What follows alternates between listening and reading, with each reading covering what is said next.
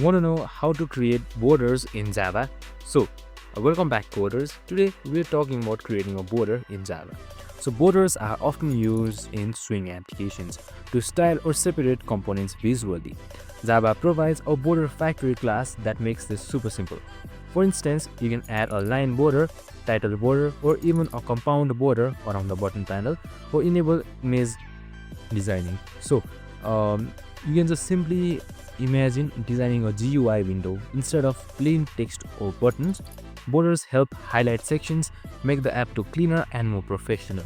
So this simple code, that is set border under set border factory dot create line border, you can instantly give your GUI elements a style look. So this won't really work on a compiler, but I have this small demo for you. We have just simply used if statements and for loops right here with nested statements as well. And that's it. I hope this video helped. If it did, make sure to like, subscribe and tune in with us for more of these videos. See you in the next one.